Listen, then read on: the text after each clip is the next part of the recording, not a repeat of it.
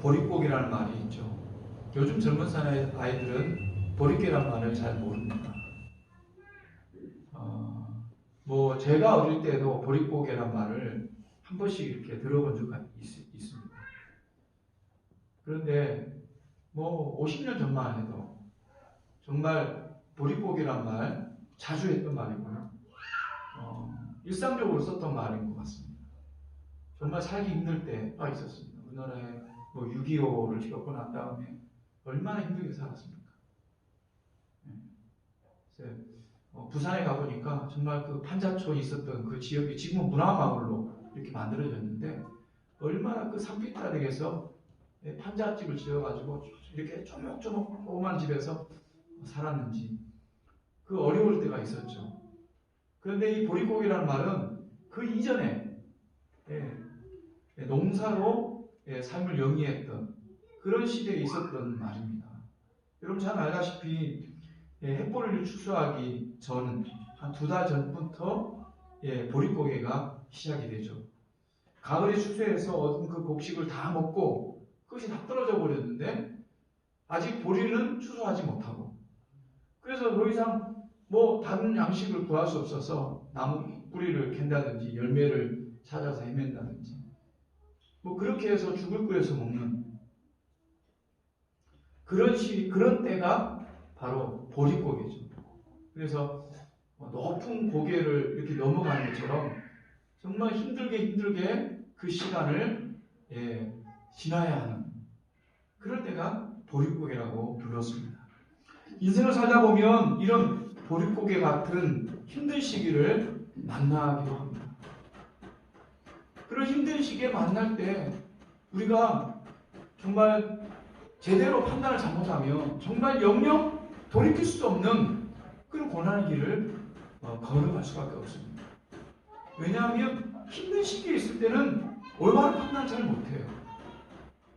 오늘 본문의 말씀을 보면 엘리메젤 가정이 이런 힘든 시기에 어떤 판단을 하고 있는가를 볼 수가 있습니다. 나라 전체에 흉년이 들었습니다. 그래서 먹고 살기가 힘들었겠죠. 엘리멜렉은 가족을 데리고 자기 고향을 버리기를 결정을 합니다. 그래서 자기 고향 이 베들레헴을 떠나서 타국인 모압 지방으로 가기로 선택을 합니다. 그런데 과연 그 선택이 올바른 선택이었을까요? 오늘 말씀을 통해서 이 흉년의 때가 어떤 때인가 그것을 살펴보고 흉년의 때에 어떤 선택을 해야 되는지 오늘 말씀을 통해서 은혜를 나누기를 소원합니다. 1절 말씀을 보면 사사들이 치리하던 때에 그 땅에 흉년이 드니라. 유다 베들레헴의 한 사람이 그의 아내와 2 아들을 데리고 모압 지방에 가서 거류하였는데 라고 말하고 있습니다. 그러니까 지금 이 시대는 사사시대입니다. 사사시대가 어느 시대입니까? 이스라엘 백성들이 애굽에서 노예생활할 때 모세가 지도자로 나서서 그 애굽에서 탈출을 하게 됩니다. 광야에서 40년 동안을 방황하다가 가나안 땅에 들어가게 되죠. 가나안 땅에 들어가서는 여호수아 장군이 그 가나안 땅으로 이끌게 되고 여호수아 장군이 죽을 때까지 여호수아 장군의 그 지휘 아래 그 지도 아래 이스라엘 백성들이 똘똘 뭉쳐 있었습니다. 근데 여호수아 장군이 죽고 난 다음에 다른 지도자가 세워지지 않았어요. 그때 하나님께서 세운 지도자들이 누구냐면 사사라고 하는 지도자들입니다. 이 사사는 왕이 아닙니다. 왕처럼 그 왕위를 계승하거나 왕처럼 군대를 항상 가지고 있거나 왕처럼 세금을 걷어들이는 그런 분들이 아니었습니다. 이분들은 나라가 유급할 때 하나님께서 임시적으로 세우셔서 어느 기간 동안 이스라엘을 위해서 헌신하고 봉사하는 그런 자리가 바로 사사였습니다. 그래서 그들이 치리하던 때, 그래서 우리가 사사시대다 이렇게 부르게 되죠. 그리고 사사시대가 지나고 난 다음에 왕정시대가 시작되는 거죠. 그런데 사사들이 치료하는 그때 그 땅에 흉년이 들었다 그랬습니다. 이 흉년이 들었다고 하는 것은 뭡니까? 농사를 지을 수 없게 되었다. 또 농사뿐만 아니라 가뭄이 들면 농사도 어렵고 또 목축도 어렵습니다. 양이나 소떼를 먹으려고 하면 풀들이 이렇게 잘 자라야 그래서 먹일 수 있지 않겠습니까? 그러나 그런 흉년이 드는 때 기근이 찾아온 것이죠. 그런데요, 이 흉년, 이 기근은 우연히 찾아온 것이 아닙니다. 여러분, 사사시대를 한마디로 정의하면 사사시대가 끝날 때 보면 사사시대를 이렇게 정의합니다. 그때에는 왕이 없으므로 자기 소견에 옳은 대로 행하더라. 백성들이 자기 소견에 옳은 대로 행했습니다. 사실은 이스라엘에 왕이 없었던 게 아니죠. 사실은 진정한 왕 하나님이 이스라엘을 다스리고 있었습니다. 근데 이스라엘 백성들은 그 하나님의 말씀대로 살지 않고 자기의 소견대로 살았다는 것입니다. 그래서 하나님께서는 이스라엘 백성들이 범죄하면 그 주변에 있는 나라들로 말미암아 어려움을 당하도록 하셨습니다. 그러면 이스라엘 백성들이 그때 하나님 앞에 회개하고 하나님을 도와주십시오, 우리 살려주십시오 그렇게 기도하면 그때 하나님께서 사사를 세우셔서 그 전쟁에서 이기게 하고 다시 회복하게 합니다. 그래서 평화의 시대가 오게 되죠. 그러면 또 이스라엘 백성들이 범죄를 합니다. 하나님 뜻대로 살지 않고 자기 소견에 옳은 대로 사는 것이죠. 그래서 사사시대는 이 네 가지 상태가 이렇게 꼭 풍차가 돌아온 것처럼 범죄하고 하나님의 징계가 내리고 그러면 회개하고 그럼 다시 회복되고 다시 범죄하고 사사시대 한 400년 동안 이런 이스라엘 삶이 계속해서 반복해서 일어나게 되는데요. 시간이 흘러갈수록 이 범죄가 더욱더 깊어지고 더욱더 그들이 살기 힘들어지는 것이 점점점 반복되는 게 특징입니다. 그러니까 이 흉년도 마찬가지죠. 흉년이 오면 어떤 일이 있었느냐, 한 가지 예가 사사기 6장에 나오는데요. 제가 한번 읽어드리겠습니다. 사사기 6장 2절에 4절 말씀인데, 이스라엘이 파종한 때면 미디안과 아말렉과 동방 사람들이 치러 올라와서 진을 치고 가사에 이르도록 토지 소산을 멸하며 이스라엘 가운데서 먹을 것을 남겨두지 아니하며 양이나 소나 나귀도 남기지 아니하며. 그러니까는 이 이스라엘이 범죄했을 때 하나님께서 징계를 내리시면 이 주변국들이 쳐들어와가지고 이스라엘 먹을 것을 다 뺏어와버리는 거예요. 그래서 먹을 것을 남겨두지 않아. 이렇게 어려운 시대를 살았다는 것이죠. 거기에다가 만약에 자연재해, 이 흉년이 겹치면 어떻게 되겠습니까? 더욱더 살기가 어렵겠죠.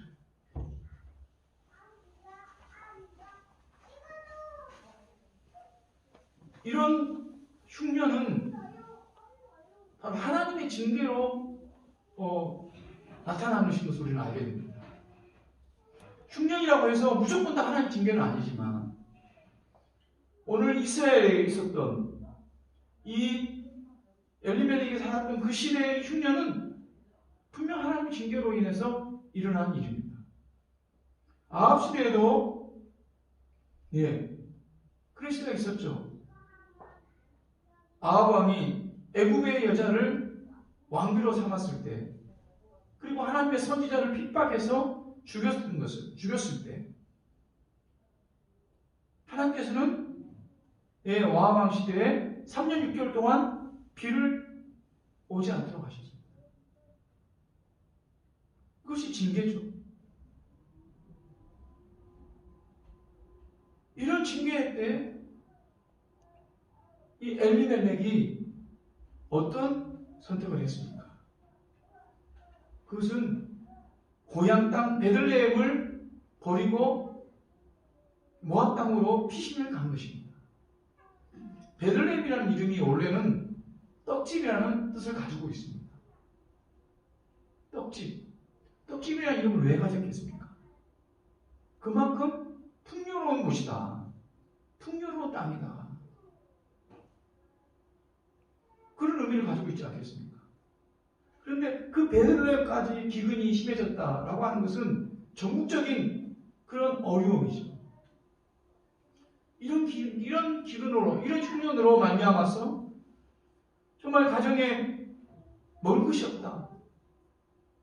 그러면 그 가장으로서 엘리멜렉은 어떤 결정을 내려야 했을 것입니다. 그래서 내린 결정이 모압으로 이민을 가게 된 것입니다. 아내인 나오미와 두 아들 데리고 모압으로 갔습니다. 모압으로 간 이유가 무엇이겠습니까? 그것은 모압 땅은 비옥한 땅입니다. 여러분, 우리가 출애굽기나 민수기를 보면 아시겠지만 이스라엘이 애굽에서 탈출해서 가나안 땅으로 갈 때 이 광야에서 40일 동안 헤맸잖아요. 그러다가 그들이 모압 땅으로 올라오게 됩니다. 근데 그곳은 너무너무 목축하기가 좋은 곳이었습니다. 그랬더니 이스라엘 지파 중에서 몇몇 지파가 우리는 가나안 땅 안 가겠습니다. 우리는 여기에서 살고 싶습니다. 하나님께서 약속하시는 가나안 땅보다 우리 여기가 좋습니다. 라고 하면서 그 자리에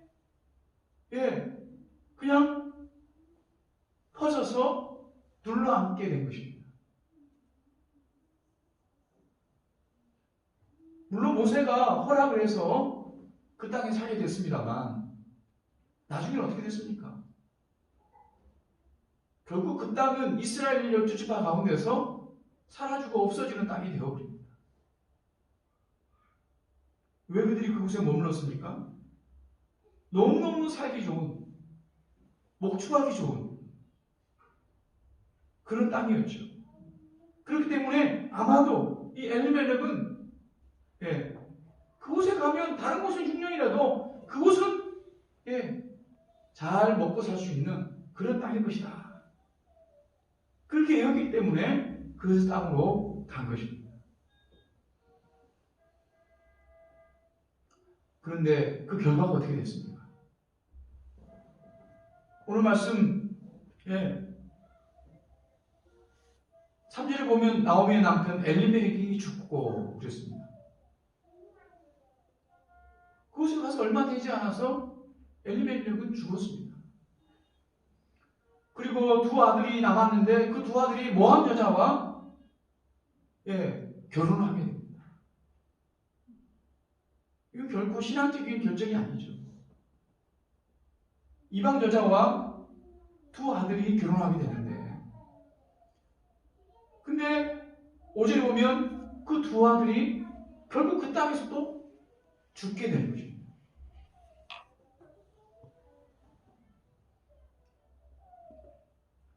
엘리멜렉은 모압이 풍요로운 곳이라서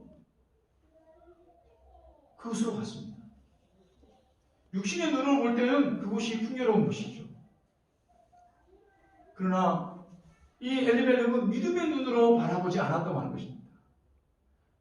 모압 땅은 우상 숭배의 땅입니다. 모압 땅은 하나님께서 원수 삼으라고 하신 땅이에요. 신명기 말씀을 보면 암몬 사람과 모압 사람은 여호와의 총회에 들어오지 못하리니 그들에게 속한 자는 10대뿐 아니라 영원히 여호와의 총회에 들어오지 못하리라 그랬습니다.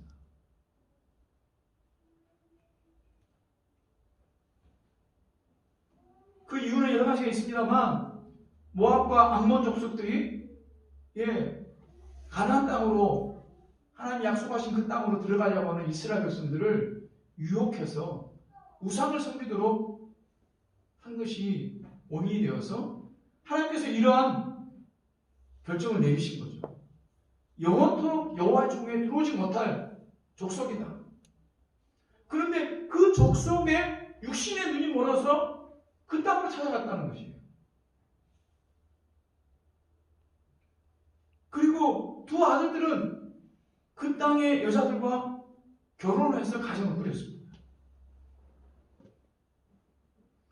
모압이 아무리 풍요롭게 보인다 해도 믿음으로 눈으로 볼 때는 그것이 가서는 안 되는 땅이었다고 하는 것입니다. 반면에 기근이 심해서 살기 어려웠던 그 고통스러운 베들레헴은 어떤 것입니까? 그것이야말로 하나님께서 축복해 주신 축복의 땅 아닙니까? 그것은 하나님께서 지금 떡집이라는 이름을 가지고 있지만 장차 그곳에서 메시아가 태어나는 그런 축복의 땅이 바로 베들레헴인 것입니다. 영적인 눈으로 보면 베들레헴 땅에 거주해야 되는 것입니다. 사실 엘리멜렉이 모압으로 그렇게 피신을 갔습니다만 베들레헴 사람들이 다 그렇게 자기 고향을 버리고 다 떠나갔을까요? 그렇지 않습니다.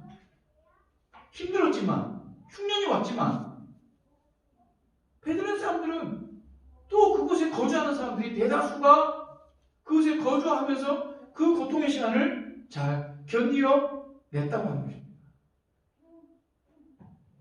문제는 무엇입니까?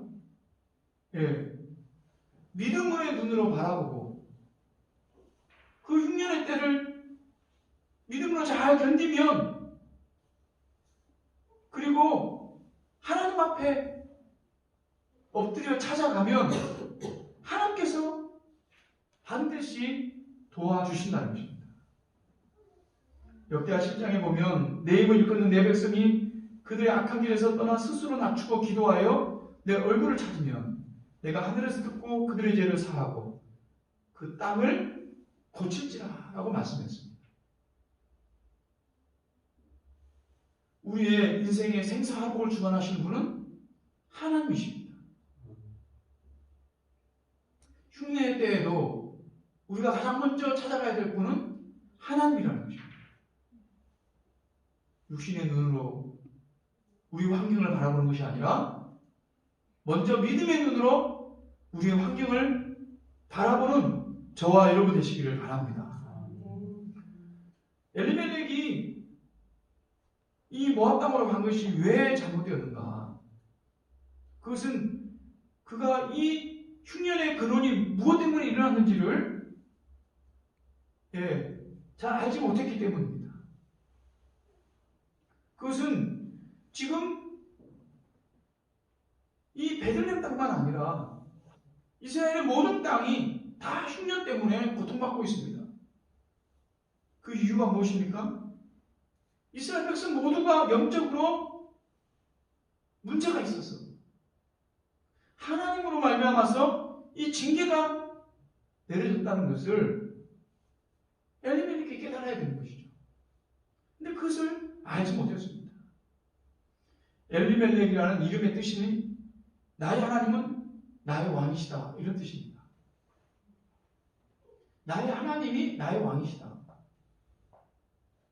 이것은 엘리멜렉의 아버지가 신앙 고백으로서 엘리멜렉의 그런 이름을 지어준 것 아니겠습니까? 그렇다고 한다면 그가 나의 하나님은 내 삶의 주인입니다. 나의 왕이십니다. 이런 고백을 가지고 살아가야 하는 것이 맞다는 것이죠. 그러나 흉년이라고 하는 이 문제가 닥치게 되자 엘리멜렉은 자신의 삶의 주인이신 하나님께 나아가지 않습니다. 그 신앙 고백과 정반대의 선택을 하는 것이죠.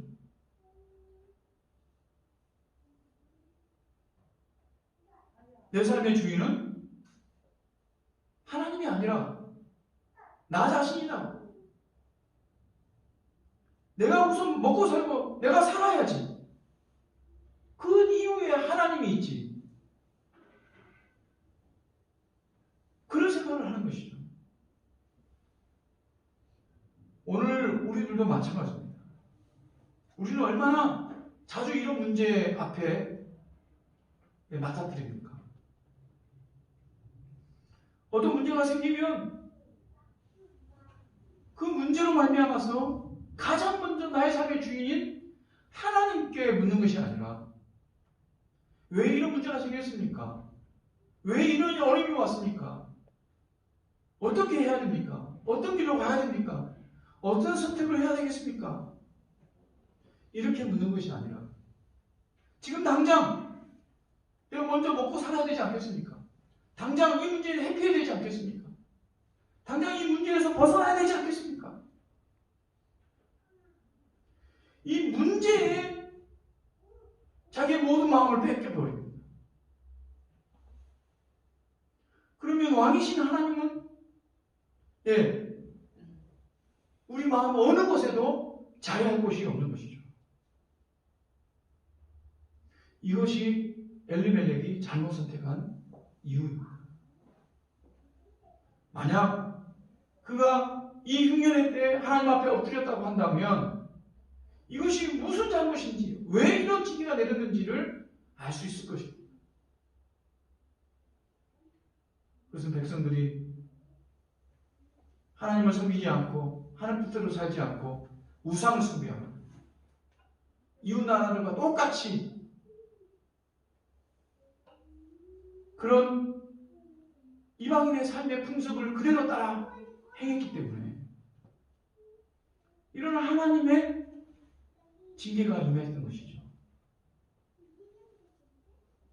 만약 그런 이유를 깨달았다고 한다면 어떻게 모압으로 가겠습니까? 어떻게 이방 땅으로 가겠습니까? 흉년을 피해서 가더라도 이스라엘 땅, 그래도 좀 더 형편이 나은 곳으로 가지 않았겠습니까?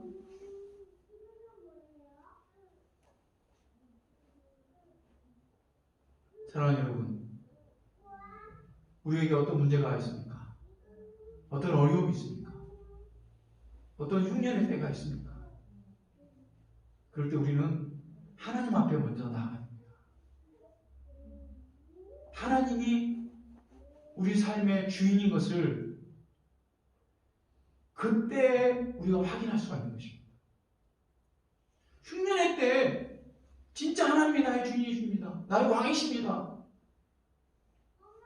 내 삶을 다스려 주십시오라는 그런 우리의 고백이 진짜인지 그것을 확인할 수 있을 때가 바로 그때입니다. 사랑하는 여러분, 우리의 삶의 어려운 순간에 진짜 우리의 신앙을 우리 하나님께 보여드리는 그런 귀한 믿음의 성도들 되기를 주님으로 축원합니다. 우리는 끊임없이 문제를 만납니다. 그리고 그 문제 앞에서 어떠한 결정을 내리게 됩니다. 그럴 때 그 결정에 따라서 여러 가지 상황이 일어나게 되죠. 그러므로 그런 상황 가운데 우리는 올바른 선택을 하며 살아가야 될 것입니다. 우리 올바른 선택을 할 때 가장 중요한 게 무엇이겠습니까? 그것은 바로 하나님의 뜻입니다. 하나님의 뜻이 어디에 있는가? 하나님의 뜻을 살피는 사람은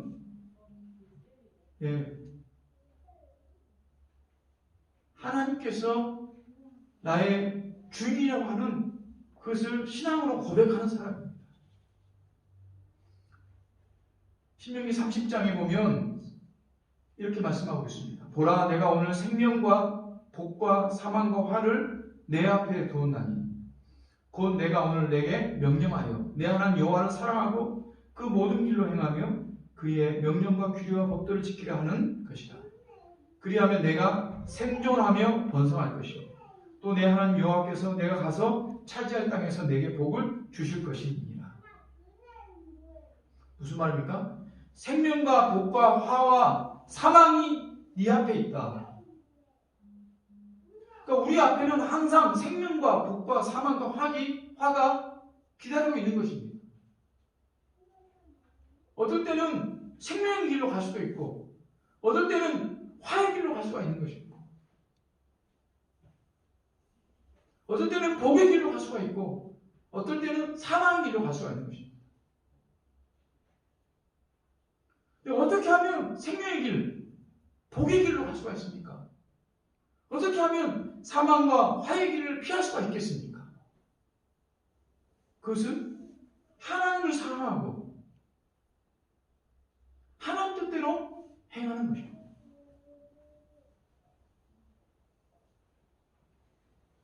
그런데 예수 믿는 그리스도인들 중에서도 이런 어려운 때를 만나면 먼저 살기 위해서 하나님 뜻을 찾는 것이 아니라 세상을 따라가는 경우가 많습니다. 어떤 이야기 합니까? 하나님 어쩔 수 없습니다. 이번만 눈 감아 주십시오.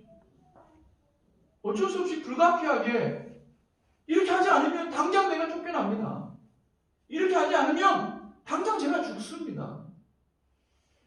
이렇게 하지 않으면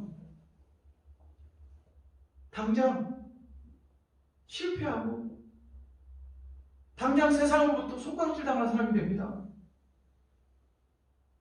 그런 핑계를 댑니다. 그런데 뭐라고 있습니까? 오늘 말씀을 보십시오.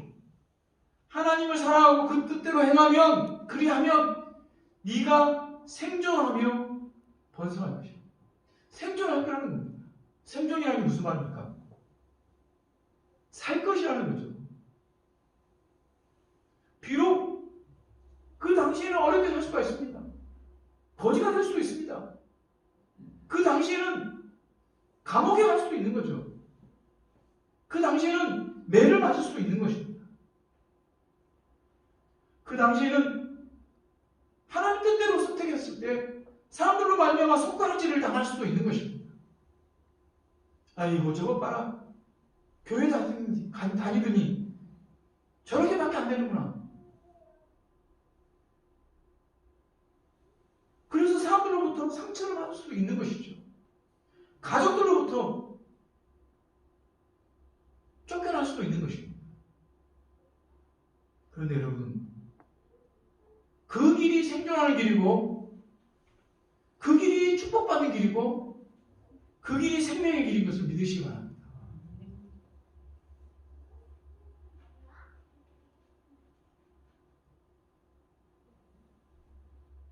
하나님의 뜻을 찾아야 됩니다. 하나님의 뜻을 선택해야 됩니다. 당장은 어려워 보여도, 당장은 세상의 길을 선택하면 조금은 잘 살 수 있습니다. 조금은 더 나게 살 수가 있습니다. 조금 더 편하게 살 수가 있습니다.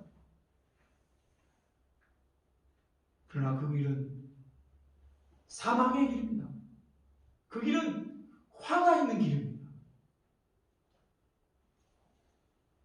멸망의 길로 쫓아나가는 세상 길을 따라가지 마시기 바랍니다. 무슨 일이든지 믿음의 눈으로 바라보고 하나님의 뜻 가운데 선택하시는 여러분 되시기 바랍니다. 새해는 모든 문제들 속에서 믿음으로 하나님의 뜻을 깨닫기를 소원합니다. 그래서 어떤 순간이든 주님 앞에 먼저 나아가고 주님의 뜻을 물어보고 올바른 선택을 통해서 올 한 해가 하나님께서 생명의 길로 축복의 길로 인도해 주시는 그러한 믿음의 한 해가 되기를 주님으로 축원합니다.